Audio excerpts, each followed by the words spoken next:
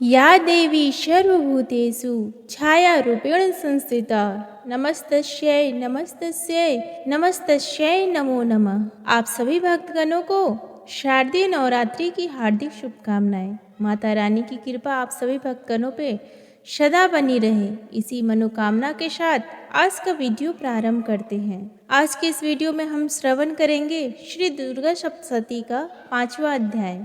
इस अध्याय में देवताओं द्वारा देवी के स्तुति, चंड मुंड के मुख से अंबिका के रूप की प्रशंसा सुनकर शुंभ का उनके पास दूत भेजना और दूत का निराश लौटने का वर्णन है। वीडियो शुरू करने से पहले आप सभी भक्तगणों से करुण निवेदन है कि कृपया वीडियो को संपूर्ण सुने। वीडियो पसंद आए तो लाइक करें, शेयर करें और वीडियो के अंत में जय माता दी लिखना ना भूलें। महर्षि मेधा ने कहा, पूर्व काल में शुंभ निशुंभ नामक असुरों ने अपने बल के मद से इंद्र का त्रिलोकी का राज्य और यज्ञों के भाग छीन लिए और वह दोनों इसी प्रकार सूर्य, चंद्रमा, धर्मराज और वरुण के अधिकार भी छीनकर स्वयं ही उनका उपयोग करने लगे। वायु और अग्नि का कार्य भी वही करने लगे और इसके पश्चात उन्होंने जिन देवताओं का राज्य छीना था उनको अपने अपने स्थान से निकाल दिया। इस तरह से अधिकार छीने हुए दैत्यों तथा दैत्यों द्वारा निकाले हुए देवता अपराजिता देवी का स्मरण करने लगे कि देवी ने हमको वर दिया था कि मैं तुम्हारे संपूर्ण विपत्तियों को नष्ट करके रक्षा करूंगी। ऐसा विचार कर सब देवता हिमालय पर गए और भगवती विष्णु माया की स्तुति करने लगे। देवताओं ने कहा, देवी को नमस्कार है, शिव को नमस्कार है, प्रकृति और भद्रा को नमस्कार है। हम लोग रौद्र, नित्या और गौरी को नमस्कार करते हैं। ज्योत्सनामयी, चंद्र रूपिणी व सुख रूपा देवी को निरंतर नमस्कार है। शरणागतों का कल्याण करने वाली वृद्धि और सिद्धि रूपा देवी को हम बार बार नमस्कार करते हैं। और नैऋति राजाओं की लक्ष्मी तथा सर्वणी को नमस्कार है। दुर्गा को दुर्ग स्थलों को पार करने वाली दुर्ग पारा को सारा सर्व कारणि ख्याति कृष्ण और धूम्र देवी और को सदैव नमस्कार है। अत्यंत सौम्य तथा अत्यंत रौद्र रूपा को हम नमस्कार करते हैं, उन्हें हमारा बारंबार नमस्कार है।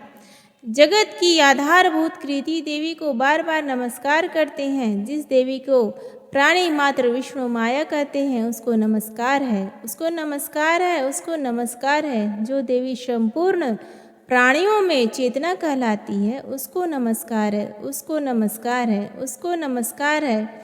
जो देवी संपूर्ण प्राणियों में बुद्धि रूप से स्थित है उसको नमस्कार है, उसको नमस्कार है, उसको नमस्कार है।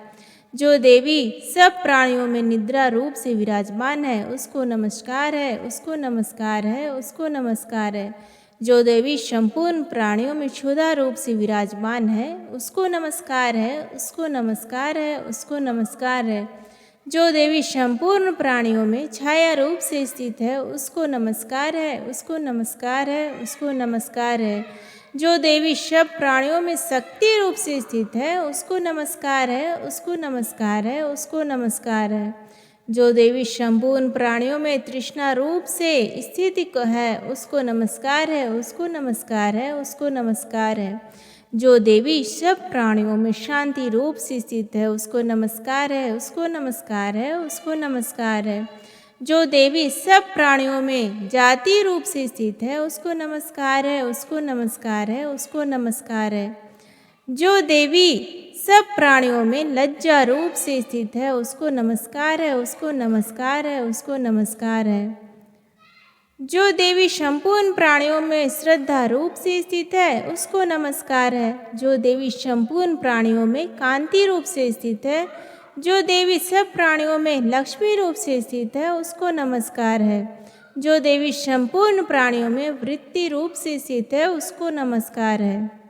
जो देवी सब प्राणियों में स्मृति रूप से विराजमान है उसको नमस्कार है। जो देवी सब प्राणियों में दया रूप से स्थित है उसको नमस्कार है। जो देवी सब प्राणियों में तुष्टि रूप से स्थित है उसको नमस्कार है। जो देवी संपूर्ण प्राणियों में मातृ रूप से स्थित है उसको नमस्कार है। जो देवी संपूर्ण प्राणियों में भ्रांति रूप से स्थित है उसको नमस्कार है।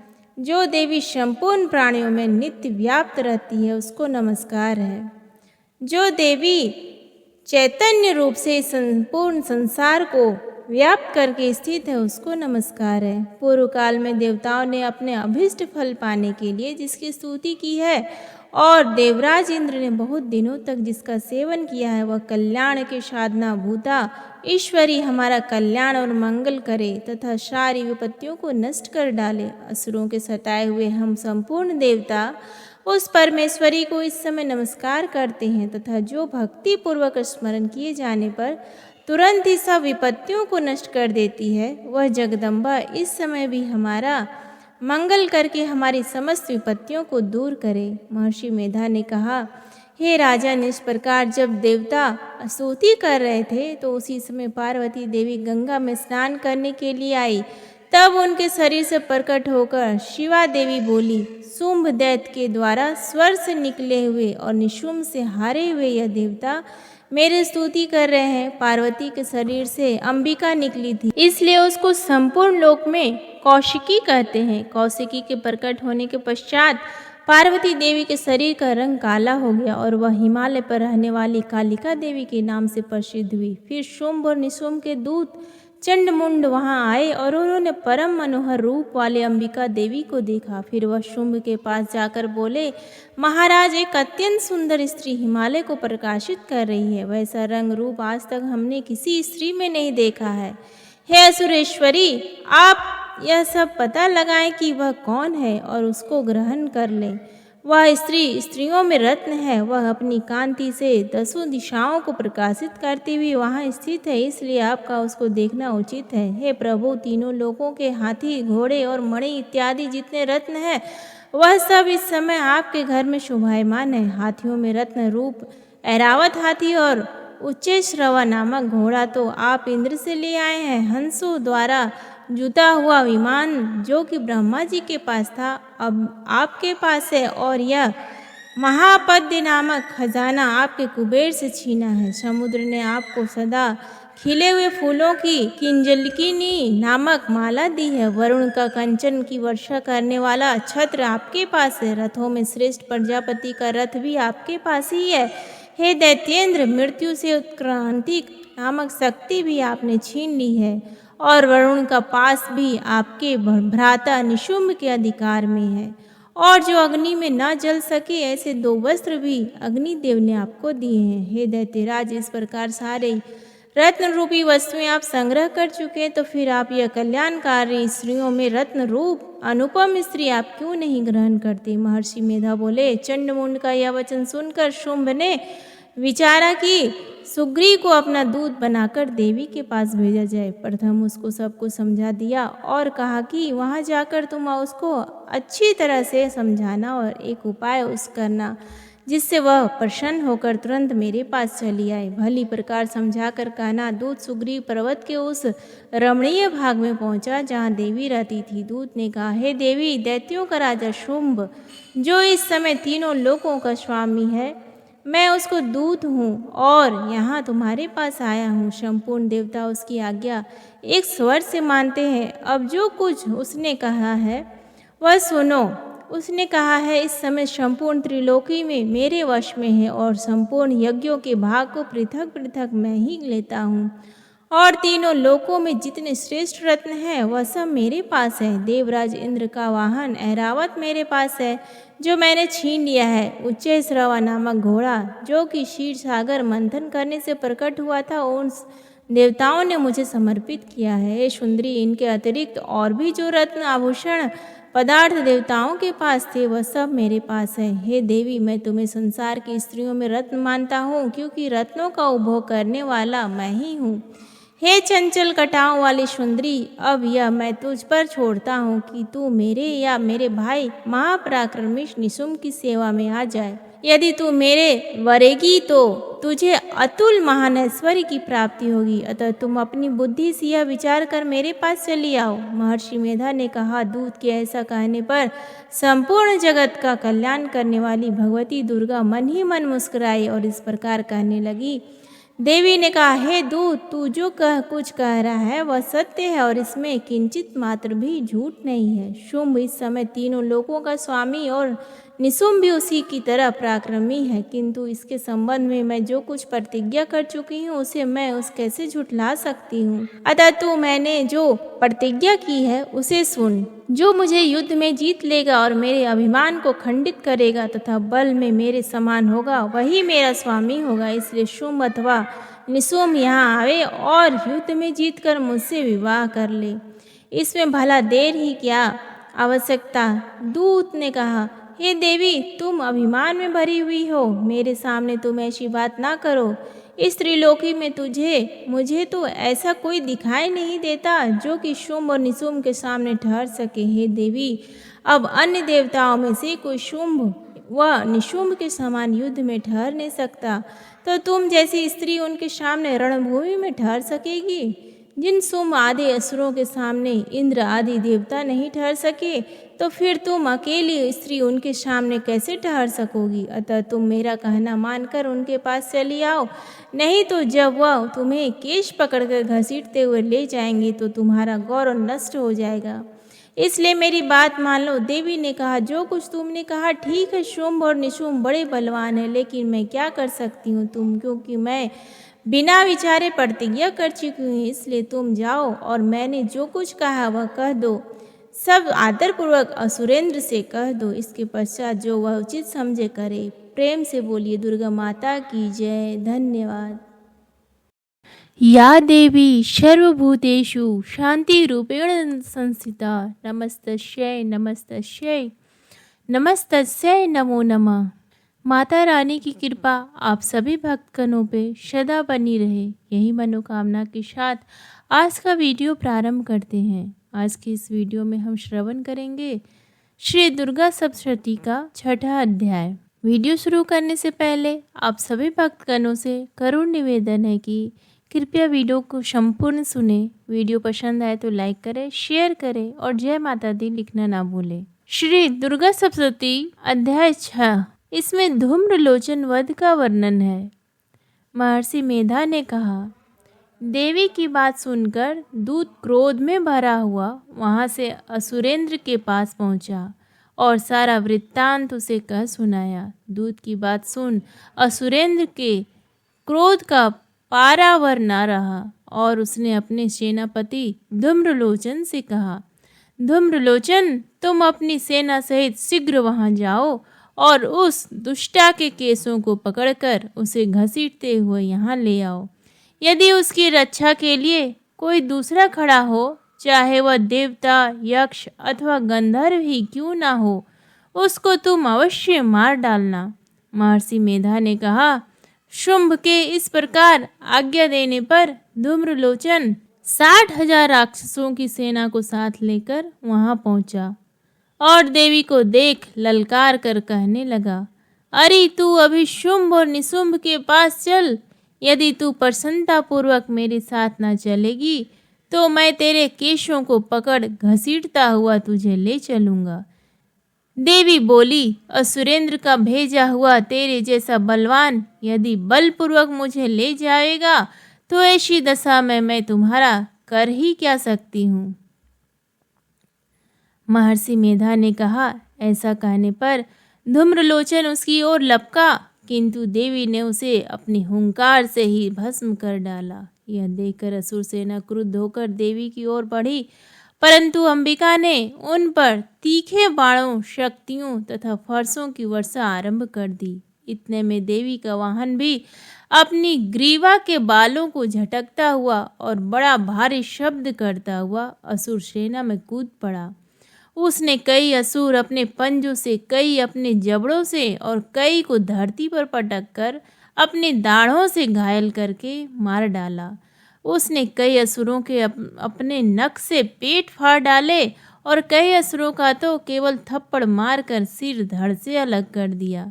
कई असुरों की भुजाएं और सिर तोड़ डाले और गर्दन के बालों को हिलाते हुए उसने कई असुरों को पकड़कर उनके पेट फाड़कर उनका रक्त पी डाला। इस प्रकार देवी के उस महाबलवान सिंह ने क्षण भर में असुर सेना को समाप्त कर दिया। शुंभ ने जब यह सुना कि देवी ने धूम्रलोचन असुर को मार डाला है और उसके सिंह ने सारी सेना का संहार कर डाला है, तब उसको बड़ा क्रोध आया। उसके मारे क्रोध के होंठ फड़कने लगे और उसने चंड तथा मुंड नामक महाअसुरों को आज्ञा दी कि हे चंड, हे मुंड, तुम अपने साथ एक बड़ी सेना लेकर वहां जाओ और उस देवी के बाल पकड़कर उसे बांधकर तुरंत यहाँ ले आओ। यदि उसको यहाँ लाने में किसी प्रकार का संदेह हो तो अपनी सेना सहित उससे लड़ते हुए उसको मार डालो, और जब वह दुष्ट और उसका सिंह दोनों मारे जाएं, तब भी उसको बांधकर यहाँ ले आना। प्रेम से बोलिए माता रानी की जय। या देवी सर्वभूतेषु मातृरूपेण संस्थिता नमस्तस्यै नमस्तस्यै नमस्तस्यै नमो नमः। जय माता रानी। माँ भवानी की कृपा आप सभी भक्तों पे सदा बनी रहे। इसी मनोकामना के साथ आज का वीडियो प्रारंभ करते हैं। आज के इस वीडियो में हम श्रवण करेंगे श्री दुर्गा सप्तशती का 7वां अध्याय। इस अध्याय में चंड और मुंड का वध का वर्णन है। वीडियो शुरू करने से पहले आप सभी भक्तगणों से करुण निवेदन है कि कृपया करके वीडियो संपूर्ण सुने। वीडियो पसंद आए तो लाइक करें, शेयर करें और कमेंट बॉक्स में जय माता दी लिखना ना भूलें। महर्षि मेधा ने कहा, दैत्यराज की आज्ञा पाकर चंड और मुंड चतुरंगी सेना को साथ लेकर हथियार उठाए हुए देवी से लड़ने के लिए चल दिए। हिमालय पर्वत पर पहुंचकर उन्होंने मुस्कुराती हुई देवी जो सिंह पर बैठी हुई थी को देखा। जब असुर उनको पकड़ने के लिए तलवारें लेकर उनकी ओर बढ़े, तब अंबिका को उन पर बड़ा क्रोध आया और मारे क्रोध के उनका मुख काला पड़ गया। उनकी भ्रुकुटियाँ चढ़ गई और उनके ललाट में से अत्यंत भयंकर तथा अत्यंत विस्तृत मुख वाली लाल आंखों वाली काली प्रकट हुई, जो कि अपने हाथों में तलवार और पाश लिए हुए थी। वह विचित्र खड्ग धारण किए हुए थी तथा चीते के चर्म की साड़ी एवं नरमुंडों की माला पहन रखी थी तथा उसका मांस सूखा हुआ था और शरीर केवल हड्डियों का ढांचा था, और जो भयंकर शब्द से दिशाओं का पूर्ण कर रही थी, वह असुर सेना पर टूट पड़ी और दैत्यों का भक्षण करने लगी। वह पार्श्व रक्षकों, अंकुशधारी महावतों, हाथियों पर सवार योद्धाओं और घंटा सहित हाथियों को एक साथ से पकड़ पकड़ कर अपने मुंह में डाल रही थी, और इसी प्रकार वह घोड़ों, रथों, सारथियों व रथों में बैठे हुए सैनिकों को मुंह में डालकर भयानक रूप से चबा रही थी। किसी के केश पकड़कर, किसी को पैरों से दबाकर और किसी दैत्य को छाती से मसल कर मार रही थी। वह दैत्य के छोड़े हुए बड़े बड़े अस्त्र शस्त्रों को मुंह में पकड़कर और क्रोध में भर उनको दांतों में पीस रही थी। उसने कई बड़े बड़े असुर भक्षण कर डाले, कितनों को रोंद डाला और कितनी उसकी मार के मारे भाग गए। कितनों को उसने तलवार से मार डाला, कितनों को अपने दांतों से समाप्त कर दिया। और इस प्रकार से देवी ने क्षण भर में संपूर्ण दैत्य सेना को नष्ट कर दिया। यह देख महापराक्रमी चंडकाली देवी की ओर से पलका और मुंड ने भी देवी पर अपने भयानक बाणों की वर्षा आरंभ कर दी और अपने हजारों चक्र उस पर छोड़े। उस समय वह चमकते हुए बाण व चक्र देवी के मुख में प्रविष्ट हुए। इस प्रकार दिख रहे थे जैसे मानो बहुत से सूर्य मेघों की घटा में प्रविष्ट हो रहे हों। इसके पश्चात भयंकर शब्द के साथ काली ने अत्यंत जोश में भरकर विकट अट्टहास किया। उसका भयंकर मुख देखा नहीं जाता था। उसके मुख से श्वेत दांतों की पंक्ति चमक रही थी। फिर उसने तलवार हाथ में लेकर हूँ शब्द कहकर चंड के ऊपर आक्रमण किया और उसके केस पकड़कर उसका सिर काटकर अलग कर दिया। चंड को मरा हुआ देखकर मुंड देवी की ओर लपका, परंतु देवी ने क्रोध में भरे उसे भी अपनी तलवार से यमलोक पहुंचा दिया। चंड और मुंड को मरा हुआ देखकर उसकी बाकी बची हुई सेना वहां से भाग गई। इसके पश्चात काली चंड और मुंड के कटे हुए सिरों या देवी सर्वभूतेषु स्मृति रूपेण संस्थिता नमस्तस्यै नमस्तस्यै नमस्तस्यै नमो नमः। जय माता रानी। माता रानी की कृपा आपके और आपके समस्त परिवार पे सदा बनी रहे।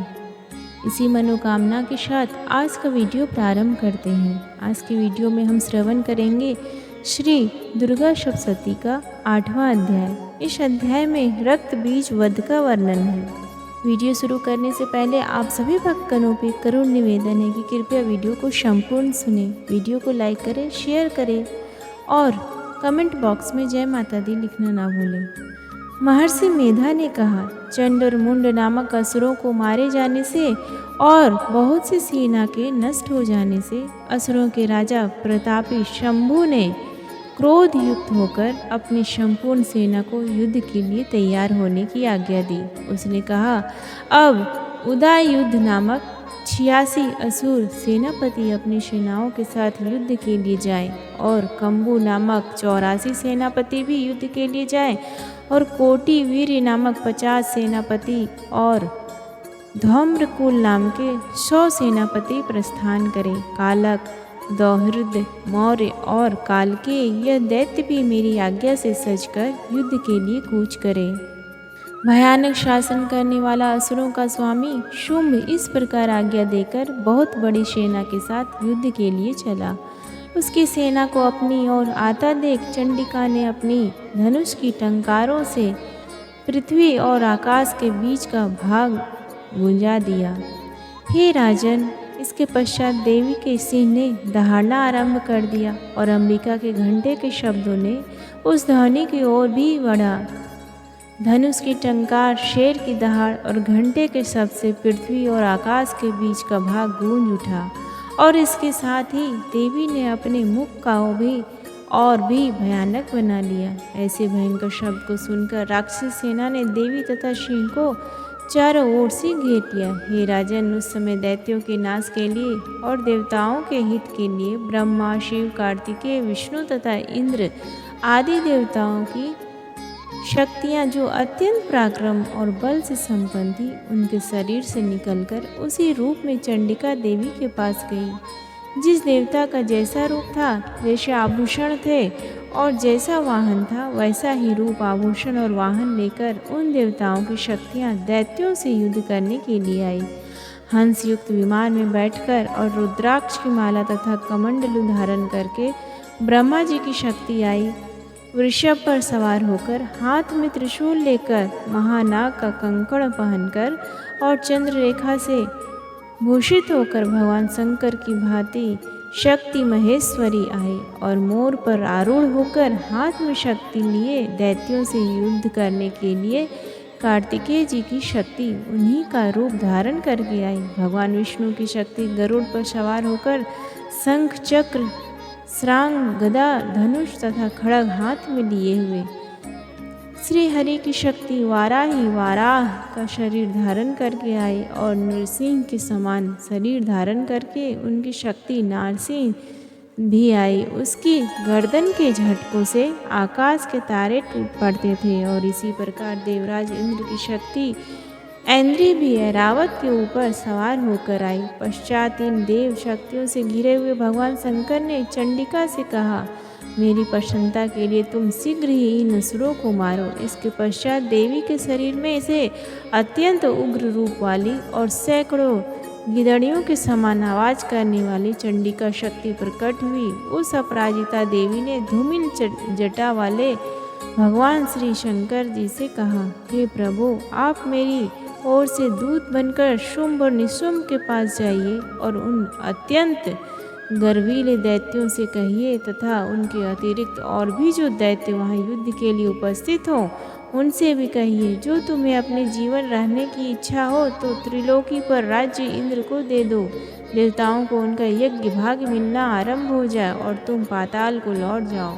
किंतु यदि बल के गर्व से तुम्हारी लड़ने की इच्छा हो तो फिर आ जाओ, तुम्हारे मान से मेरी योगिनियाँ तृप्त होंगी।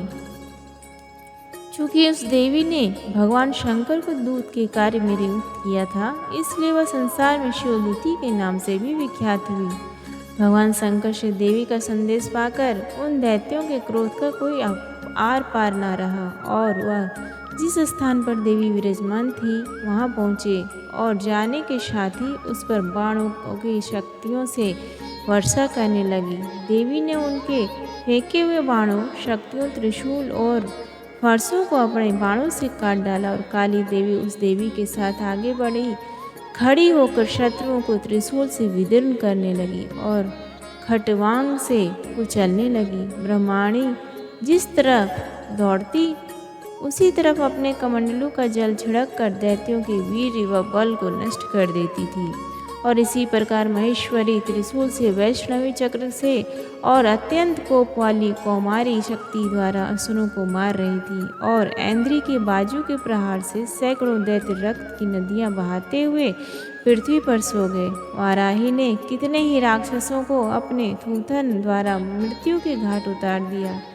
दाढ़ों के अग्रभाग से कितने ही राक्षसों की छाती को चीर डाला और चक्र की चोट से कितनों को ही विदीर्ण करके धरती पर डाल दिया। बड़े बड़े राक्षसों को नरसिंही अपने नखों से विदीर्ण करके भक्षण कर रही थी और सिंहनाद से चारों दिशाओं को गुंजाती हुई रणभूमि में विचर रही थी। शिवदूती के प्रचंड अट्टहास से कितने ही दैत्य भयभीत होकर पृथ्वी पर गिर पड़े और उनके गिरते ही वह उनको भक्षण कर गई। इस तरह क्रोध में भरे हुए मातृगणों द्वारा नाना प्रकार के उपायों से बड़े बड़े असुरों को मरते हुए देखकर राक्षसी सेना भाग खड़ी हुई और उनको इस प्रकार भागता देखकर रक्तबीज नामक महापराक्रमी राक्षस क्रोध में भरकर युद्ध के लिए आगे बढ़ा। उसके शरीर से रक्त की बूंदें पृथ्वी पर जैसे ही गिरती थी, तुरंत वैसे ही शरीर वाला तथा वैसा ही बलवान दैत्य पृथ्वी से उत्पन्न हो जाता था। रक्तबीज गदा हाथ में लेकर ऐन्द्री के साथ युद्ध करने लगा। जब ऐन्द्री शक्ति ने अपने वज्र से उसको मारा तो घायल होने के कारण उसके शरीर से बहुत सा रक्त बहने लगा और उसकी प्रत्येक बूंद से उसके समान ही बलवान तथा महापराक्रमी अनेकों दैत्य भयंकर रूप से प्रकट हो गए। वह सब के शब्द दैत्य बीज के समान ही बलवान तेज वाले थे।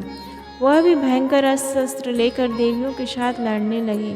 जब ऐन्द्री की वज्र प्रहार से उसके मस्तक पर चोट लगी और रक्त बहने लगा तो उसमें से हजारों ही पुरुष उत्पन्न हो गए। वैष्णवी ने चक्र से और ऐन्द्री ने गदा से रक्तबीज को चोट पहुंचाई और वैष्णवी के चक्र से घायल होने पर उसके शरीर से जो रक्त बहा उससे हजारों महाअसुर उत्पन्न हुए, जिनके द्वारा यह जगत व्याप्त हो गया।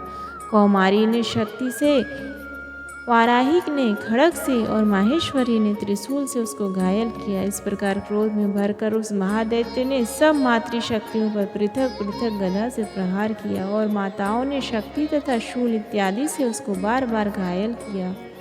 उससे सैकड़ों महादैत्य उत्पन्न हुए और इस प्रकार उस रक्त बीज के रुधिर से उत्पन्न हुए असुरों से संपूर्ण जगत व्याप्त हो गया, जिससे देवताओं को भय हुआ। देवताओं को भयभीत देखकर चंडिका ने काली से कहा, हे चामुंडे, आपने मुख को बड़ा करो और मेरे शस्त्र घात से उत्पन्न हुए रक्त बिंदुओं तथा रक्त बिंदुओं से उत्पन्न हुए महाअसुरों को तुम अपने एक मुख से भक्षण करती जाओ। इस प्रकार रक्त बिंदुओं से उत्पन्न हुए महादैत्यों को भक्षण करते हुए तुम रणभूमि में विचरो। इस प्रकार रक्त क्षीण होने से यह दैत्य नष्ट हो जाएगा। तुम्हारे भक्षण करने के कारण अन्य दैत्य नहीं रहेंगे। काली से इस प्रकार कर चंडिका देवी ने रक्त बीज पर अपने त्रिशूल से प्रहार किया और काली देवी ने अपने मुख में उसका रक्त ले लिया। तब उसने गदा से चंडिका पर प्रहार किया। प्रहार से चंडिका को तनिक भी कष्ट न हुआ, किंतु रक्त बीज के शरीर से बहुत सा रक्त बहने लगा। लेकिन उसके गिरने के साथ ही काली ने उसको अपने मुख में ले लिया। काली के मुख में उस रक्त से जो असुर उत्पन्न हुए उनको उसने भक्षण कर लिया और रक्त को पीती गई। तदंतर देवी ने रक्त बीज को, जिसका कि खून काली ने पिया था, चंडिका ने उस दैत्य को वज्र, बाण, खड़ग तथा ऋषि इत्यादि से मार डाला। हे राजन, अनेक प्रकार के शस्त्रों को मारा हुआ और खून से वंचित वह महादैत्य रक्त बीज पृथ्वी पर गिर पड़ा। हे राजन, उसके गिरने से देवता अत्यंत प्रसन्न हुए और माताएं उन असुरों का रक्त पीने के पश्चात उद्यत होकर नृत्य करने लगी। प्रेम से बोलिए माता रानी की, काली माता की जय।